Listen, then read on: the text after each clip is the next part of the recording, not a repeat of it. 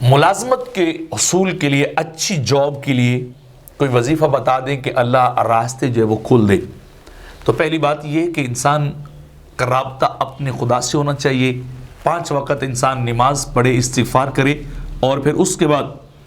فجر کی نماز کے بعد بندہ جو ہے 70 بار پابندی کے ساتھ یہ آیا کریمہ پڑھے، اللہ لطیف بعبادہ ویرزق من یشاء وہو القوی العزیز۔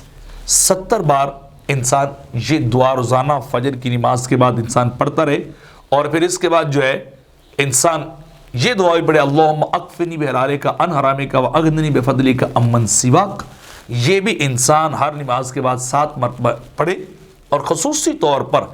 ہر طرح کی مشکل سے نکلنے کے لیے، ہر طرح کی تنگی سے نکلنے کے لیے، ہر طرح کی ٹف سچویشن سے نکلنے کے لیے، دکھ تکلیف سے نکلنے کے لیے 7 بار صبح اور 7 بار شام یہ دعا جو ہے وہ انسان پڑھے۔ سورۃ توبہ کا حصہ ہے، حسبی اللہ لا الہ الا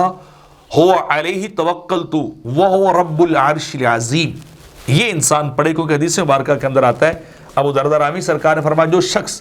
صبح شام یہ کلمات ادا کرتا ہے، کون سے؟ حسبی اللہ لا الہ الا هو علیہ توکلت وہو رب العرش العظیم، یہ پڑھتا ہے تو اللہ اس کے جتنے بھی دکھ درد ہوتے ہیں، تکالیف ہوتی ہیں، وہ درست ہوں یا یعنی وہ حقیقت میں بھی ایسے ہوں یا اس کو ویسے مطلب ہے کوئی پریشانی لائق ہوگی ہو، تو اللہ اس کی پریشانی کو دور کرتا ہے۔ یہ 7 بار صبح پڑھنے، کیونکہ حدیث مبارکہ میں آتا ہے 7 مرات،